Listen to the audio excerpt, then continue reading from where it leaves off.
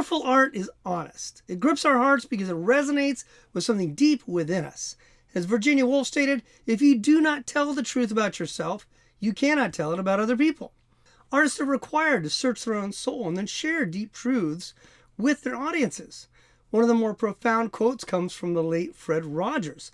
Honesty is often very hard, the truth is often painful, but the freedom it can bring is worth the trying. Right now, we're talking about the power of honesty, the problem of honesty, and how to embrace our approach of honesty in stereo, which you'll hear about towards the end of this video, so stay tuned.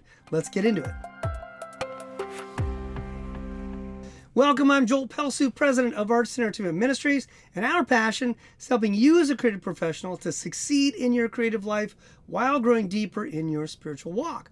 Because your creativity and your spirituality are designed by God to work in concert with one another. That's our passion. If that's your passion, take a second, like and subscribe to our channel, and click that little bell so that you get all the notifications when we release any new content. You don't want to miss it. Oh, and before we jump in, I want to let you know we have online courses for you about your calling as an artist, about theology and art called the Core Foundations, and a course called Catalyst, which teaches you about being an entrepreneur in the art world or entertainment industry, but built on biblical principles. So you're not compromising your faith while you're building your business, so you can really be salt and light, make a living, and do what God called you to do. The links are all down below if you want to check those out. Let's jump to it. Raw honesty speaks powerfully to our audience, and that's what great artists are really about. It doesn't matter if it's a Greek tragedy or a great novel, probing the depths of human emotions and relationships, whether it's an epic sculpture or an epic video game. Artists, designers, all of those creatives expose us to ways of seeing life that awakens our senses and reminds us of what it means to be human. There's more to life than work and bills and going through our days in kind of a haze. Let's wake up.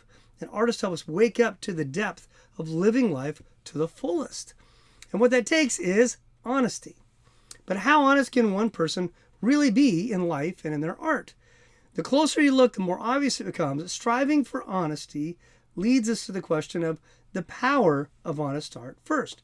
A beginning or emerging creative may think that to reach a worldwide audience, you need to simplify your art, make it universal, remove components that are tied to only one culture, time, or place, so it speaks to everyone. But eventually they realize that the opposite is true. It's the art that's more personal, more particular, more specific, that ends up being more powerful. As Martin Scorsese put it, the most personal is the most creative. And this is the nature of honest art. The more personal the art is, the more powerfully it speaks to everyone. The more explicitly and intimately you depict a person's experience, the more powerfully it is in communicating, even to people of other cultures. Think about it. When was the last time you saw a movie or read a novel that really gripped you? Often it's because of the details and the experiences that are so true to life. They're so honest, so well depicted and portrayed and expressed. It doesn't matter if it takes place in Africa or Antarctica. It can be just as powerful if the story is told on the streets of Chicago or the streets of Shanghai. You're drawn into this scene. You begin to identify with the characters because of the humanity and the emotions. They're raw and they're true. This is when the impact on the audience becomes universal in the way Scorsese is talking about. It's so particular, then it actually becomes universal. This is probably why Anne Frank gave the advice, write what you know. Veteran creatives know this very well. You can't write well about something of which you possess little knowledge. The audience knows right away that you don't quite understand, that you're writing about something you don't get, and they will see your work and find it lacking. It needs that intimate understanding and that vulnerability, which is the honesty. And that's the power of honest art, that the more personal the art is, the more powerfully it speaks to everyone. But while honesty may sound simple or obvious, in truth, honesty is quite challenging. So to create great art, we have to get real about the problem with honest art. What do I mean by that? Once we recognize the essential value of being honest, being authentic in our art, we realize that we must know our own hearts. But there's a profound truth everyone must face. We do not really know our own hearts. The world tells us to be raw. Art schools and writing coaches will tell us just write what we feel about, write what our heart desires. Follow your intuition. Don't filter. Don't allow the critic in your mind to thwart your creativity. Just let what is deeply within you flow out of you as you create. And don't get me wrong, there's a time and place in the beginning of the creative process to turn off the voice of the critic, let the ideas flow. That's great. But that in and of itself is not necessarily getting to honesty. Honesty is much more challenging than that. Why? Because we lie to ourselves. We deceive ourselves all the time. Maybe we want to avoid the truth, or twist the truth, or simply ignore something that's true. So we come up with alternate ways to look at life that accommodates our own desires, our shame, our guilt, our self-delusions. And I'm not saying this as if I don't have the same struggles. This is just part of life. This is part of the consequences of the fall.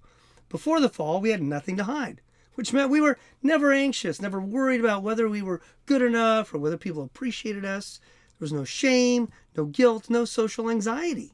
Imagine. So we had no reason to avoid the truth or to twist the truth even if it was ever so slightly. There was no need. But because of the fall, our hearts are often hidden. Not only hidden from the public, but hidden from ourselves. The prophet Jeremiah stated it this way: "The heart is deceitful above all things and beyond cure. Who can understand it?" Jeremiah 17:9. In effect, you will never fully understand your heart. This is the reason therapists and psychologists have become such a massive industry. We want to know ourselves. We want to disentangle ourselves from dysfunctional relationships and habits, and it can be very confusing. So we want someone to talk to. And one of the key problems as a result is that it leads to a bifurcation or a split view of reality. This is the problem of the fall and how we look at ourselves. So on the one hand, we have a philosophy or a theology of how we think things should work, how we think life should be. On the other hand, we have a functional philosophy or theology that is actually how we live our life. We live with this tension in reality between these two things, between a functional view and a theoretical view. What do we do in reality, and what do we imagine we would do?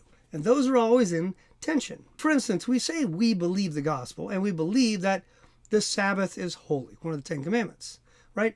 But it's a beautiful day, and so you skip church and go to the beach for the morning. In such a case, you have an idea of good theology that you may proclaim with your lips, but don't practice with your life. And what you actually do is your real day-to-day theology. In this case, your personal love for the beach is more important than the fourth commandment about keeping the Sabbath. Now, this may not be comfortable to hear, but it's just true. We have to be honest with ourselves. This happens to all of us and in many areas of life. It's why Jesus stated in Matthew 15:8, when he going after the Pharisees, "These people honor me with their lips, but their hearts are far from me."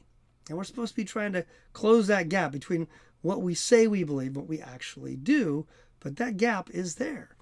And so what it means is we can't just speak what comes to mind or write whatever flows out of our heart or out of our pen, nor design a video game by just embracing any ideas that naturally emerge from our heart and our imagination as we create. And part of the answer is correctly defining what honesty is. You see, for a lot of modern society, honesty is sharing truthfully how you feel about things. But a dictionary gives us a very different definition. Honesty is about being truthful. Think of it this way. Let's take the idea of a child who desperately wants a cookie. His heart is captivated by the smell of chocolate chips. His mind is focused on how to get it without being noticed. But if he took a cookie from his mother's cookie jar when she told him not to take one, what does it mean for him to be honest? We're not asking about his feelings or about his perception or whether he feels like he stole a cookie. No, honesty is telling the truth that, in actuality, he did steal a cookie. And this is the problem. When we are wrong, we don't want to admit it. Our conscience wants to justify our actions, and our mind wants to find excuses, and our heart may want to avoid the issue altogether, to avoid shame and guilt. Which means sometimes getting someone to tell the simple truth can be the hardest thing to do. It's not simple. It's not obvious. So if we are striving for honesty in our life and our art, we cannot pretend it's some easy or simple process. Some Christians in the art world or entertainment industry have even told me, well, but I pray and I really try to get in a godly, spiritual mindset when I am creating so that it is God-honoring and truthful. And then whatever comes out of my heart will be honest and God-honoring. And that sounds very pious and all this stuff, but just think about King David. King David was called king. He was anointed, then he had to run for his life. Saul's hunting him, and he didn't kill Saul. He resisted temptation over and over. He was valiant and courageous, had tremendous self-control to honor Saul, even though Saul was hunting him. And he was mighty man. He did great things. He was very careful to honor God, brought the ark back to Jerusalem, worshiped God, rejoiced over God. He had a heart after God. All these things are wonderful. And you think, well, if anyone would naturally do what's right after 30 years, 20 years, whatever it was, David would be the guy. But then we read, one summer when kings go off to war, David didn't. He saw Bathsheba, and he did what came natural. So it doesn't matter how long you've been pursuing God or growing spiritually, you can never just let down your guard and just let your heart do what it wants and pursue what it wants. Righteousness and holiness are not naturally going to come out until we're fully sanctified, which is glorified, and that doesn't happen until we get to heaven. So that pious idea of praying and getting in the right mode, and then it's all going to work out, just it doesn't fit Scripture. It doesn't stand up to scriptural principles. And this brings us to the nature of the challenge artists face when seeking to make honest or authentic art that also glorifies God. And one way to think of it is the pursuit of honesty in stereo. So what is honesty in stereo? Well, just like listening to music in great speakers or a great set of headphones, we want separate signals in each ear. We want one on the left, one on the right. We want them to complement one another. One maybe have a better bass line or more guitar. The other one has more violin or piano. We want this to complement one another and work together. And for a Christian creative, this is how we should think about honesty in our creative work. So on one speaker, we want to have the authenticity about what the character is going through. We want the raw emotion, the powerful dialogue that fits the way the character truly thinks and acts. But on the other speaker, we want to have the authenticity about the world in which the story takes place, which means seeing it from the truth of the gospel and the narratives of Scripture. What does this look like? Well, suppose you write a fairy tale, and if you want to be more honest in your version, or rather to bring honesty in stereo to your audience, you wouldn't say they live happily ever after, because it isn't true or authentic. It may be the desire of the prince and the princess, often is, and the desire of the children reading the story. They want a happy ending. But marriage is not paradise. Marriage is the union of two broken people who have to work to learn to love each other, forgive each other, and face difficult times in this world. That's what marriage is gearing up for. That's what your promise is, to love each other through all of that. In the desire to be honest, a Christian creative would amend the ending of a fairy tale like this and say something like, they finally got married and embarked on a new journey, learning to love each other, to be patient with each other, and learn how to build a life together, honoring God in their new life as Mr. and Mrs. Charming, or whatever name you want to use. That's a simple example, but it gives you the idea of how, as a Christian creative, we should be thinking more deeply in a more complex way about what our work is implying or explicitly saying about whether God exists in that world, whether men and women are sufficient to be the salvation of someone or another person.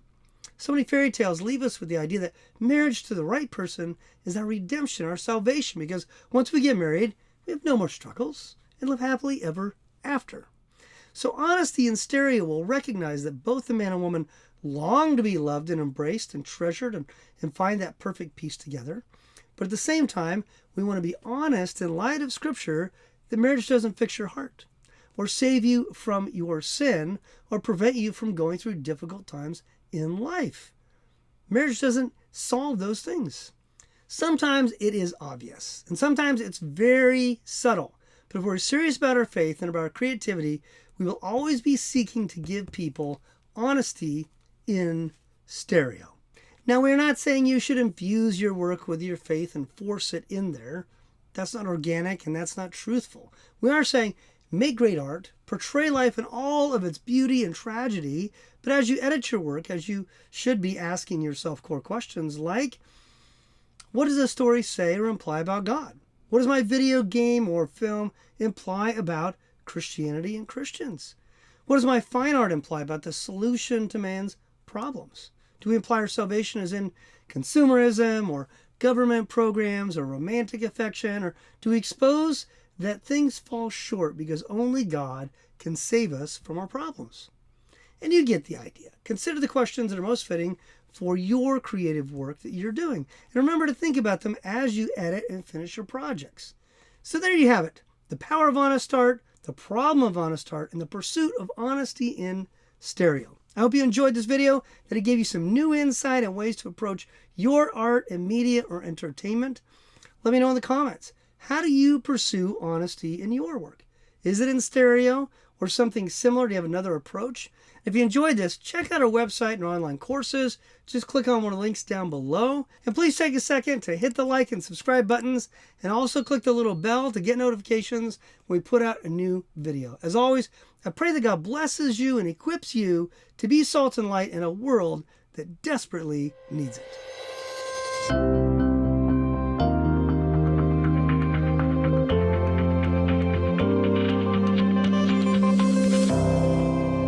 Thank you so much for watching. Be encouraged, and check out another one of our videos right here.